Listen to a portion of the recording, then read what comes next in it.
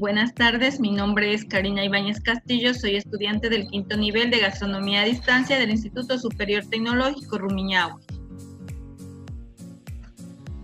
El día de hoy voy a hablarles acerca de la cocina de vanguardia. Es un movimiento surgido recientemente en las cocinas de todo el mundo, que tiene como objetivo innovar en la cocina utilizando diferentes técnicas para la preparación de productos de alta calidad.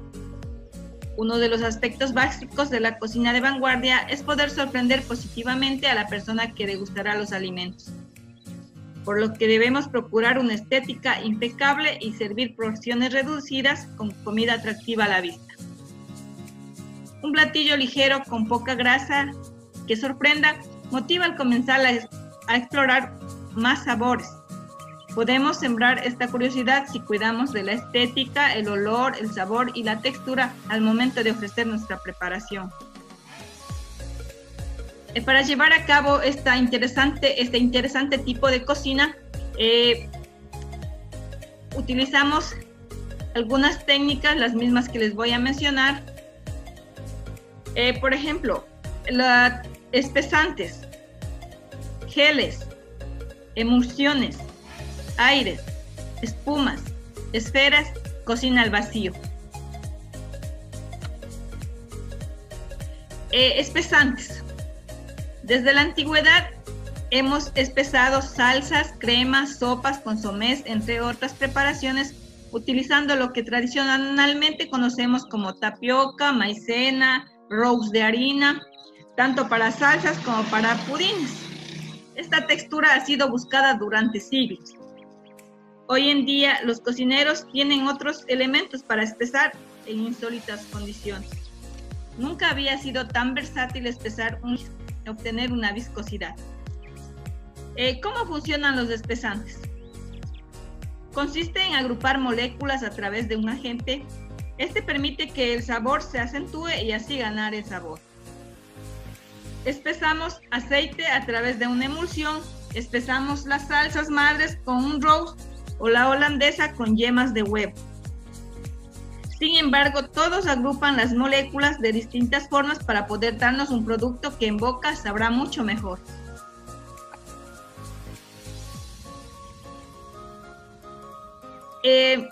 Algunos de los productos naturales utilizados para espesar son los almidones. Espesar con almidones nos da texturas como las que hemos realizado en bases culinarias, con riesgo a ponerse grumosa si no se disuelve bien. Hay que disolver apropiadamente el almidón. Entre los almidones tenemos el maíz, el kudzu, la maicena, la tapioca, la papa, el arroz y el trigo. Productos como hidrocoloides, entre los hidrocoloides que tenemos está la goma Santana, la goma Gonzac, la goma Guar y el gel cream.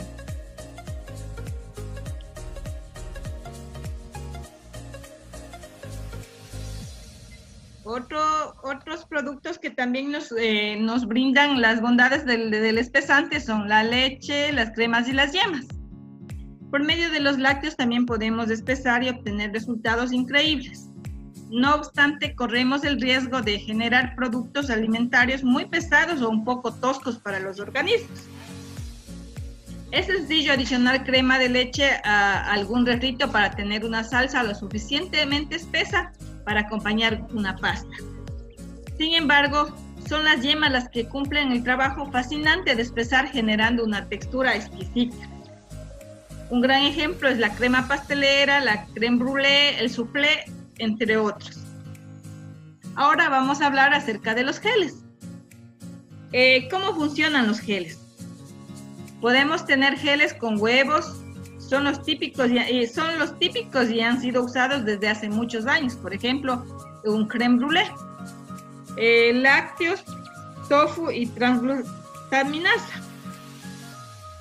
Algunos de los hidrocoloides utilizados para los geles son el agar-agar, la goma ylang, la metilcelulosa, la gelatina, carragenanos, iota, capa y yomta.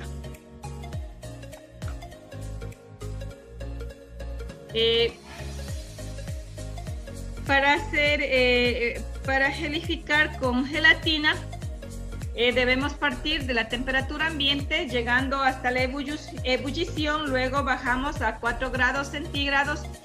Al encontrarse en 4 grados centígrados, se produce el gel, se gelifica.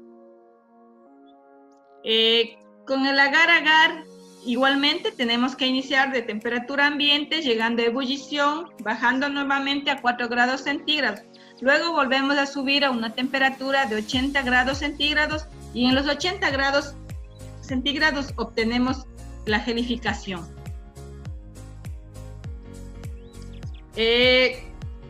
Con la goma Gelán,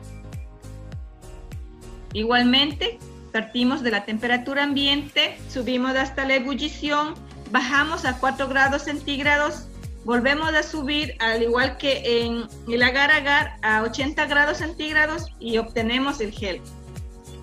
Con la metilcelulosa, partimos de la temperatura ambiente, llegamos a ebullición, bajamos a 4 grados centígrados, bajamos mucho más a 0 grados centígrados y al encontrarse en 0 grados centígrados, entonces se produce la gelificación.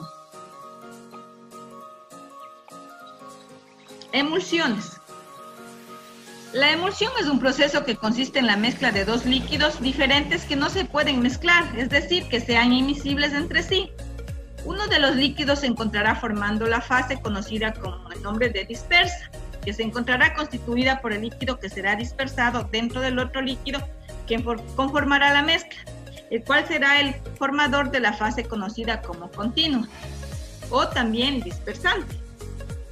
Gran parte de las emulsiones se hacen entre el agua y el aceite u otras grasas de uso común, como es el caso de la mayonesa, la leche y su crema, la mantequilla y la margarina, etc. Por ejemplo, en el caso de la mantequilla o margarina, la grasa se encuentra rodeando las gotas de agua, por lo que en parte es una emulsión del agua en aceite. Emulsionantes. Depende que si es agua disuelta en grasa o grasa disuelta en agua. Una emulsión es metaestable, quiere decir que tarde o temprano se van a separar nuevamente sus elementos. Con los productos que nos permiten emulsionar también podemos hacer aires. Hay distintos métodos de emulsionar. Emulsiones con huevo. Estas son las emulsiones más antiguas. Nos permite realizar emulsiones calientes como salsa holandesa o emulsiones frías como la mayonesa. Es versátil, fácil de usar, pero aporta un alto contenido graso a nuestras recetas. Ahora vamos a hablar acerca de los aires.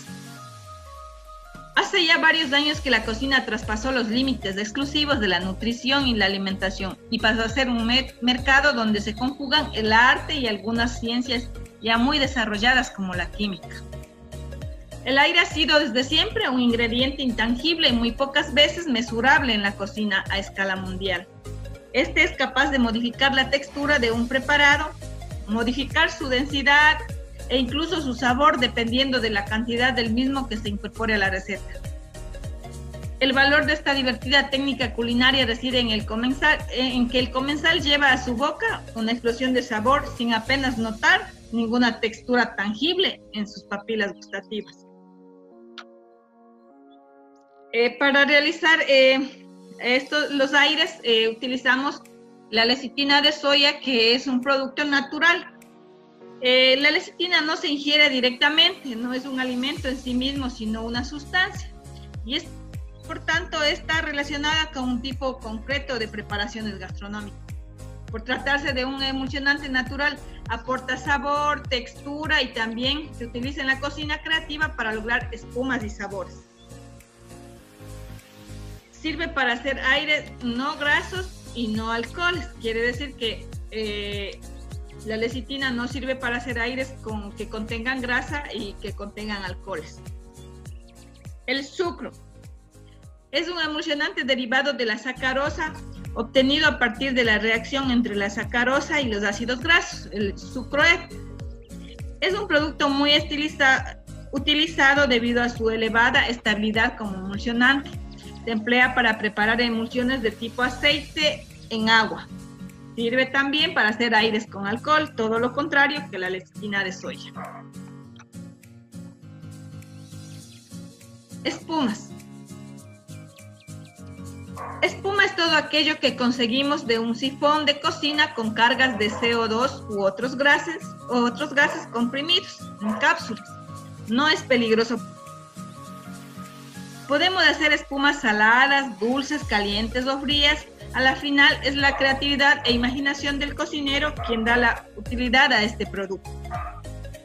Hay diferentes formas de estabilizar la espuma o darle cuerpo. Podemos hacerlo con geles, con almidones, grasas o con huevo. Espumas con almidones. Consiste en realizar una mezcla de cualquier líquido saborizado con harina. Este tipo de espuma podemos cocinarlas en microondas para obtener bizcochos súper esponjosos y posteriormente deshidratar en el horno para obtener rocas. O sea, con el cambio de temperaturas también se producen cambios de texturas. La mezcla siempre debe ser en frío. Las espumas con grasa. Estas son las más comunes por lo general. La grasa es la crema de leche. La mayoría de cocineros o amas de casa siempre hemos utilizado la crema de leche en cualquier preparación que hemos hecho. Podemos infusionar sin hervir, obviamente. La crema de leche con cualquier cosa y posteriormente introducir al sifón cuando esté frío. Quiere decir que no debe llegar a ebullición. Espuma con clara de huevo. No debemos hacerla si no tenemos huevos pasteurizados. Nos da un efecto de merengue. Es útil para realizar espumas con licores. Tiende a espesarse, a separarse si no se refrigera el tiempo necesario.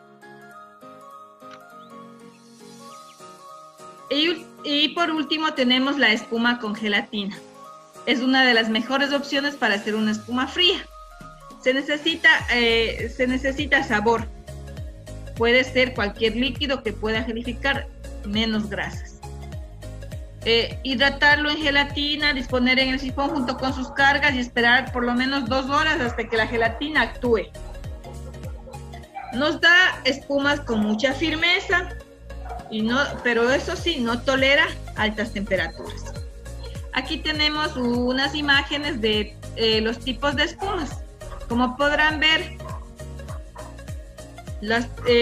todas las espumas tienen diferentes texturas y depende de la imaginación del cocinero qué tipo de espuma utiliza para hacer sus preparaciones. Ha llegado la hora de hablar acerca de las esferas. Nacen a través del padre de la cocina modernista como lo es Ferran Adrià en España. Creo que la mayoría de cocineros sabemos quién es Ferran Adrià y la fama que tiene a nivel internacional. Es el inventor de la cocina molecular. Es una de las técnicas más llamativas por su capacidad de generar sensaciones casi infantiles al explotar una gelatina en la boca y desparramar un líquido. Podemos hacer esferas de casi cualquier cosa, grasas, licores, dulces o saladas, siempre y cuando sea un líquido. Existen 3 formas de realizar esferas: directa, inversa y crioesferificación. A continuación les voy a hablar acerca de la esferificación directa. Consiste en mezclar el sabor con el alginato en el primer baño, cloruro calcio con agua en el segundo baño. En caso de alcoholes no podemos elaborar una base con 1 litro de agua y 20 gramos de alginato. Esto mezclamos con el alcohol que vayamos a esferificar a proporción del 75% de alcohol y 25% de base madre. Aquí en la imagen el gráfico demuestra alginato más sabor y cloruro más el agua. Y otra vez agua para limpiar el amargor del producto. Esferificación inversa. A través de esta técnica obtendremos una esfera que siempre va a estar líquida por dentro. Es la más común al momento de usar dentro de los cocineros. Al decir inversa quiere decir que es todo lo contrario de la primera técnica. Esta vez se utiliza primero el calcio más el sabor, luego el algín con el agua, o sea, va a ser todo lo contrario de la primera técnica. Y finalmente, de la misma manera, utilizaremos agua limpia para limpiar el amargor de nuestra esfera. A continuación, igualmente, les demuestro unas imágenes de lo que es la esferificación directa, la esferificación inversa y cómo se producen estas magníficas técnicas.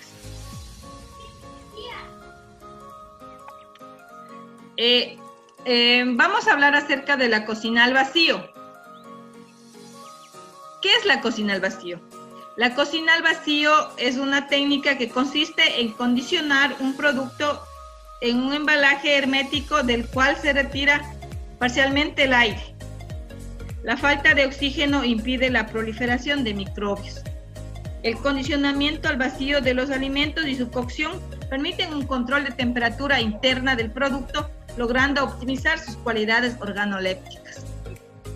En la actualidad hablamos de cocción a justa temperatura. ¿Sí?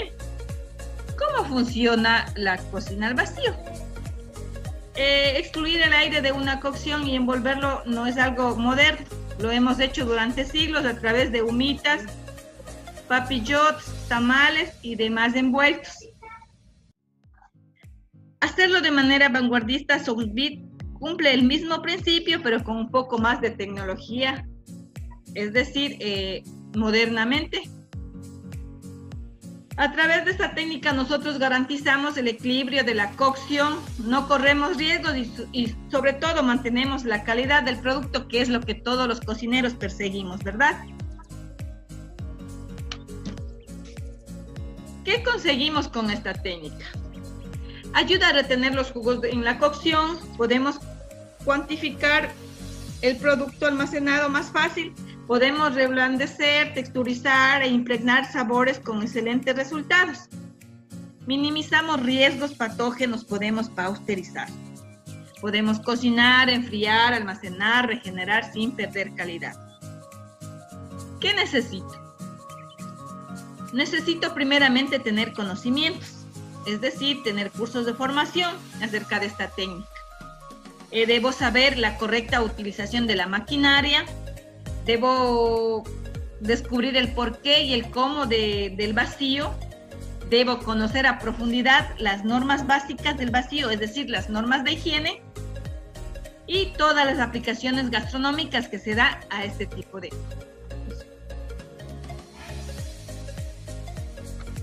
¿Cómo y con qué hacerlo? Obviamente tenemos que utilizar la maquinaria adecuada. Para ello ya en el mercado existen algunas máquinas especializadas para este tipo de cocción que nos facilitan y que nos permiten realizar de la forma idónea toda esta técnica. Tenemos la máquina de vacío con campana, el horno mixto de vapor, baño de María con temperatura controlada, abatidor de temperatura y las cámaras de stockweight. Las ventajas de su aplicación. Primero que nada, el higiene y el orden, la formulación de las recetas, el control del gramaje y reducción de mermas, el control de la vida útil del producto, el valor de caducidad, valor gastronómico, reestructuración del personal, disponibilidad inmediata de productos preparados. De la misma manera, tengo imágenes del proceso de la cocción al vacío. Realmente cocinar al vacío podemos cocinar casi todo. Vegetales, carnes, depende de la preparación que vayamos a realizar. Entonces, como les decía, podemos cocinar casi todo. Teniendo en mente que cocinar al vacío requiere de paciencia, pero como todos sabemos, vamos a obtener mejor calidad del producto. en el producto. El Soul Beat es una herramienta tecnológica que permite obtener resultados muy eficientes, pero es la mano y el corazón, el cerebro del cocinero que permitirán personalizar cada una de las preparaciones y darles el toque subjetivo. Es todo en cuanto les puedo decir acerca de las técnicas utilizadas en la cocina de vanguardia. Muchas gracias.